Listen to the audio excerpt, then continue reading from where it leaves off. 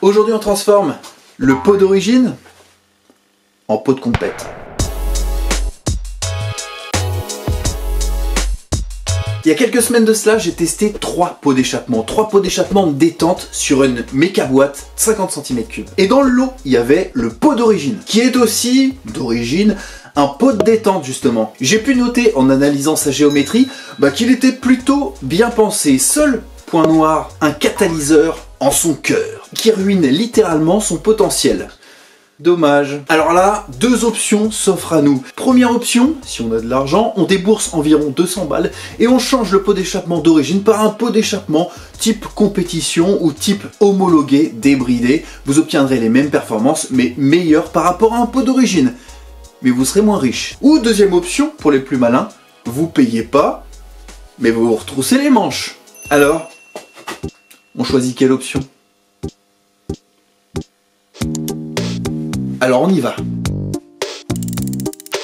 Se retrousser les manches et modifier le pot d'échappement d'origine pour le rendre aussi performant que le pot de détente, ça c'est l'objectif de la vidéo. Vous l'aurez compris, pour arriver à nos fins, il va falloir vider le pot d'échappement d'origine et enlever tout ce qu'il y a à l'intérieur, notamment le catalyseur qui supprime totalement l'intérêt de la forme du pot de détente du pot d'origine. Donc faut l'enlever. Et pour ça, dans ma vidéo Battle de pot, j'avais envoyé une bouteille à la mer. Je suis sûr qu'il pourrait rivaliser avec le Yasuni Cross ML en le vidant simplement de son catalyseur. Et si quelqu'un souhaite me faire un don d'un pot d'origine d'une MRT, eh bien, qu'il me contacte. Je vous fais la démonstration en vidéo.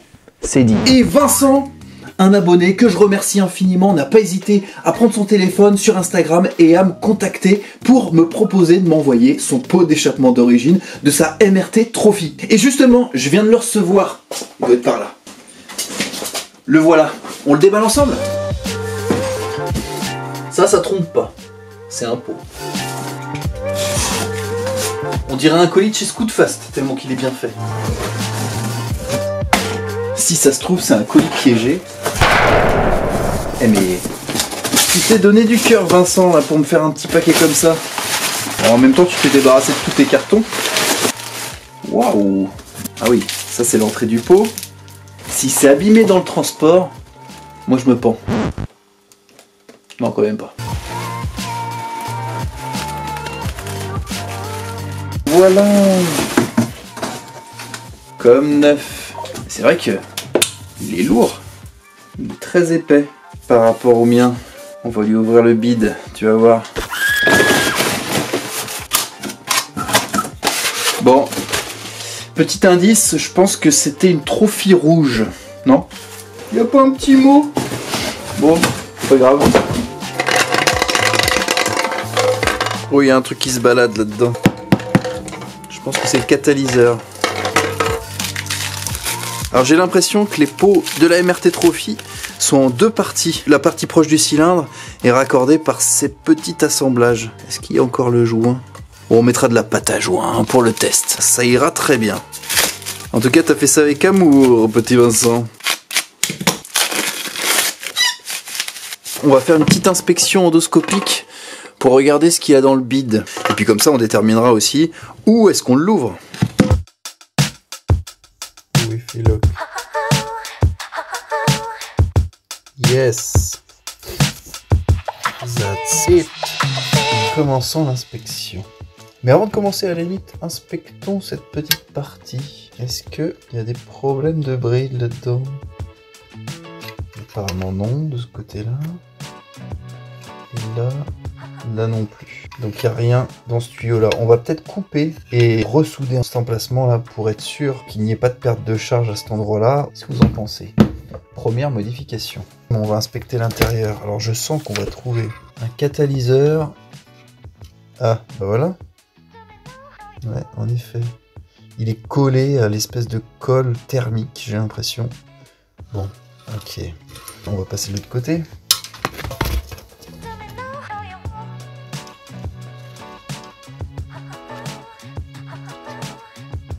Ah bah il y a un deuxième catalyseur.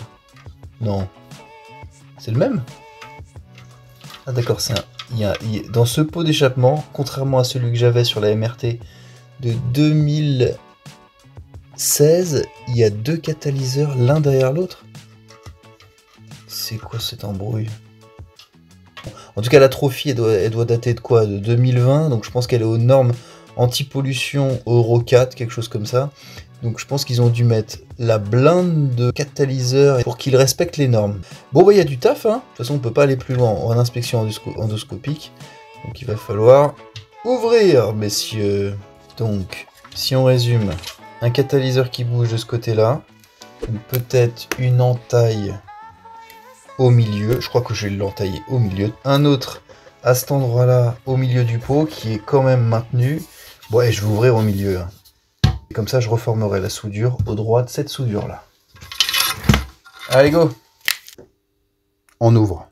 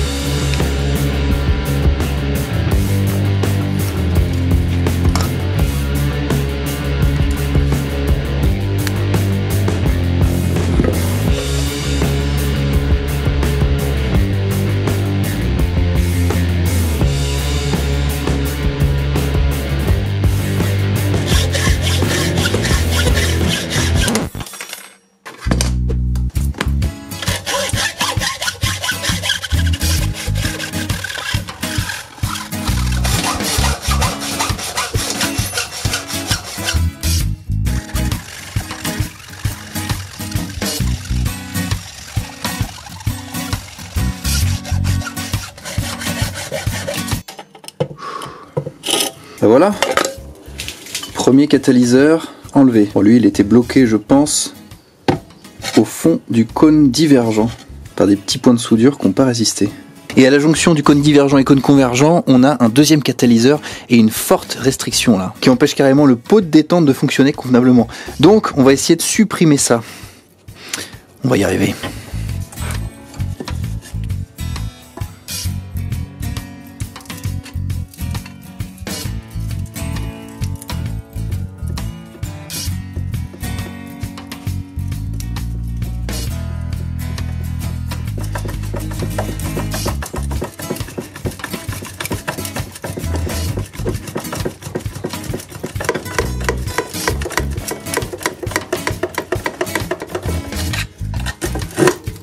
Voilà. Ouh. Alors là, si ça s'appelle pas une bride, moi, je change de métier.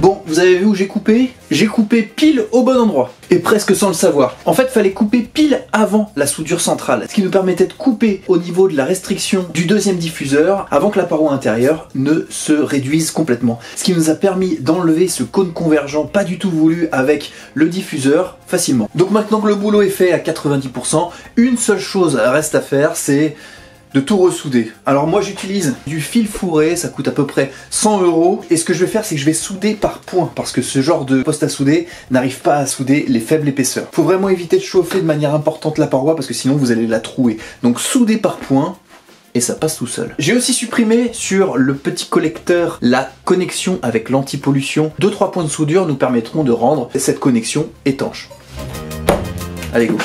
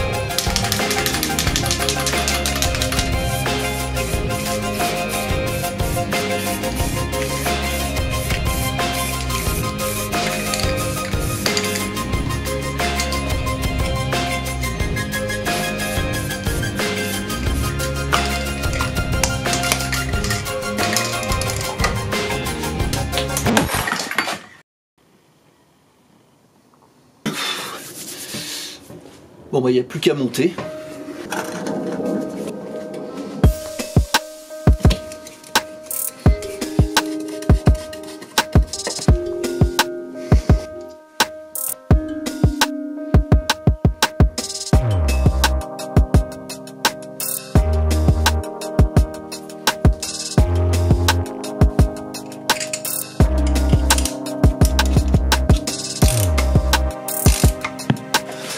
Un pot sur une méca boîte, c'est un plaisir, c'est super rapide.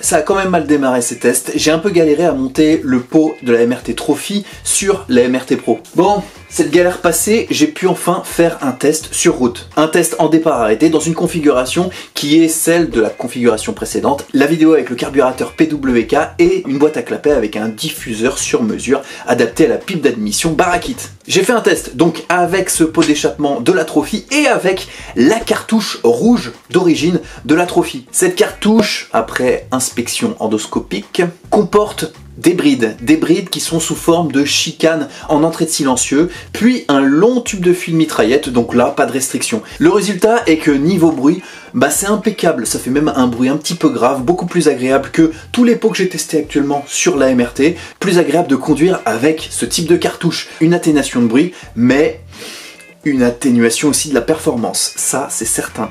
La courbe obtenue avec le pot vidé est nulle, lamentable. C'est la pire que j'ai jamais obtenue depuis que j'ai commencé les tests avec la MRT Pro. On est, même avec le pot complètement vidé, en dessous de toutes les courbes, même celles d'origine, celles que j'ai pris comme référence lorsque j'avais un carburateur de 17.5, la boîte à clapet pas optimisée, le pot d'échappement d'origine de la moto qui est je pense une Euro 2, avec le corps de pot chromé, ainsi que la cartouche qui n'est pas du tout bridée, uniquement avec un silencieux type à absorption, un tube mitraillette, et avec un simple catalyseur à l'intérieur du corps du pot. Et là, sur la courbe, on remarque clairement l'impact de la chicane dans le silencieux. C'est beaucoup moins bien. On a un aspect de courbe quasi similaire, mais moins performante. Moins de puissance, donc une pente moins importante en accélération. Et sur la pointe, ça décolle pas. Et d'ailleurs, quand je regarde le contour, le tachymètre, on décolle pas des 7600 tours par minute, ce qui est vraiment très bas. Le moteur n'arrive pas à prendre ses tours. Donc ça monte pas plus haut, ce qui explique la vitesse de pointe à 63 km/h GPS. Lamentable.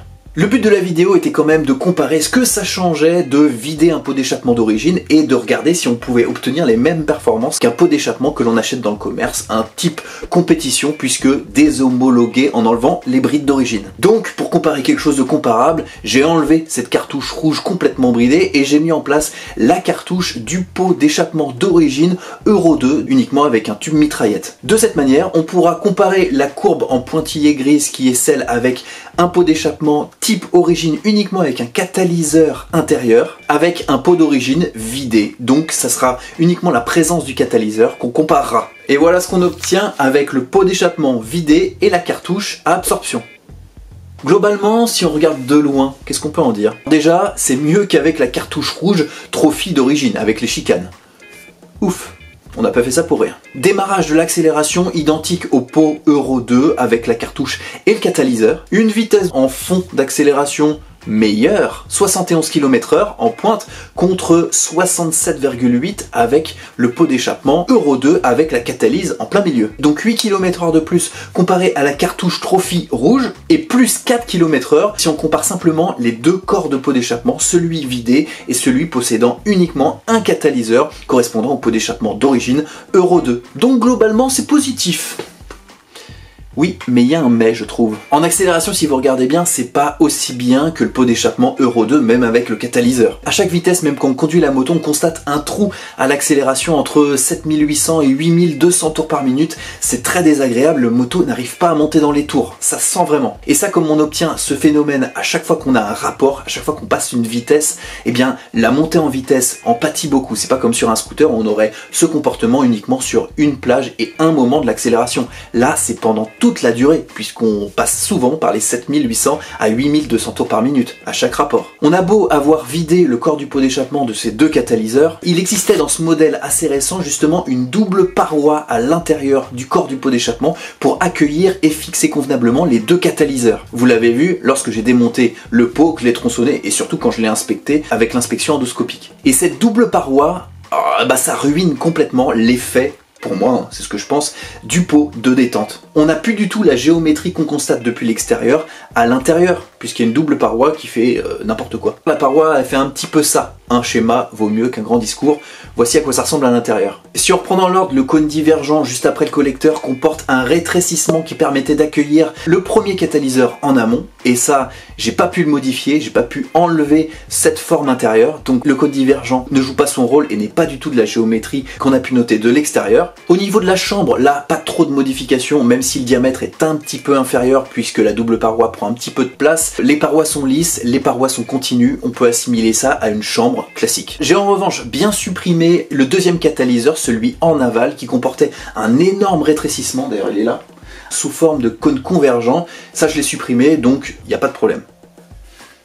Là, le rétrécissement était costaud, mais il a été supprimé. Il y a simplement le ressaut entre la paroi intérieure et la paroi extérieure qui n'a pas été optimisé. Là, effectivement, on a un ressaut qui pourrait nuire à la propagation du flux gazeux et des ondes, et Dieu sait que les ondes, c'est important dans un pot de détente. Dernière chose, quand on sait que le revêtement placé sur le corps du pot, que ce soit un vernis ou une peinture, peut influencer sur la résonance elle-même du pot, je vous cache pas qu'intégrer une peau complémentaire à l'intérieur du corps du pot et penser que la résonance se fait de manière équivalente, je pense qu'on se met le doigt dans l'œil. Aïe. La présence d'une double paroi partiellement ouverte en plus fait que ça peut pas mieux marcher. La vraie chose qu'il faudrait faire, c'est supprimer toute cette paroi intérieure. Mais ça veut dire tronçonner dans le sens de la longueur le pot d'échappement et tout ressouder. Je sais pas si vous voyez le boulot. Autant en fabriquer un neuf, moi je dirais. Tous ces constats sur la géométrie et surtout la constitution interne du pot d'échappement Trophy, même vidé, expliquent, je pense, les performances modérées que l'on obtient aujourd'hui avec ce test. Ma conclusion pour tout ce travail est la suivante, en 3 points. Premièrement, on a constaté que le pot Euro 4 que m'a envoyé Vincent très gentiment est fortement bridé. très bridé même. Une cartouche à chicane dans un premier temps puis à absorption diminue les performances de 12%, c'est ce que j'ai pu relever dans mes tests, et un corps de peau comportant pas un mais 2 catalyseurs avec un conduit intérieur qui permet d'accueillir en amont et en aval ces 2 catalyseurs. Et cette contreparoi, cette double paroi diminue fortement la section de passage des flux gazeux ainsi que la géométrie globale du pot d'échappement qui est normalement de détente. Deuxième conclusion, changer la cartouche, notamment celle qui a d'origine sur la MRT Trophy Euro 4, change beaucoup de choses sur les performances. C'est très facile à faire et avec de bonnes conséquences sur les performances. Troisième point, on a vu qu'on pouvait supprimer les catalyseurs ou le catalyseur des corps du pot avec du courage et de la motivation et aussi un poste à souder. Mais cela vaudra le coup en fonction de l'année de votre moto et de la norme anti-pollution employée, surtout sur celle-ci. Je m'explique, pour des pots assez anciens ne possédant qu'un catalyseur placé sur une collerette elle-même soudée dans le corps du pot, c'est assez simple à supprimer. Bien sûr, il faut tronçonner en deux le corps du pot puis le ressouder, mais la phase de démontage de cette catalyse est beaucoup plus simple que ce qu'on a fait dans cette vidéo. Je l'ai fait notamment dans la vidéo sur la 125 TDR et l'effet est immédiat. Pour les pots en revanche plus récents, là c'est une autre histoire. Avec des normes anti-pollution élevées, les pots ne sont pas bridés, non, ils sont conçus pour respecter ces normes anti-pollution. Ça veut dire qu'ils intègrent des éléments internes dans leur fabrication qui permettent de passer ces passages obligés avant de pouvoir être vendus. C'est pas un débridage qu'on opère dans le corps du pot, c'est vraiment une modification à part entière. C'est la nature du pot qu'on change. Pour faire bien les choses, il faudrait dessouder complètement le corps du pot dans le sens de la longueur et tout refaire, tout ressouder. Donc même pas avoir la garantie que le travail sera bien fait. Donc pour moi, ça vaut pas le coup, sauf si on est chaudronnier. Donc si votre norme anti-pollution est trop élevée, n'y allez pas, vous allez perdre votre temps. En tout cas, j'ai passé un bon moment à bricoler, à bidouiller, à tronçonner et à souder mon pot d'échappement et celui de Vincent. Je te remercie encore. J'espère que vous avez apprécié la vidéo et que vous avez appris des choses. Si vous avez aimé, un petit pouce bleu, un commentaire, abonnez-vous si c'est pas le cas. Et je m'excuse par avance du son dégueulasse de cette vidéo. Je me suis aperçu tout juste à la fin que le micro ne fonctionnait tout simplement pas et que j'ai enregistré uniquement avec le son de la caméra. Donc un son dégueulasse, je m'en excuse. Sur ce, je vous dis à très bientôt pour une prochaine vidéo. Ciao!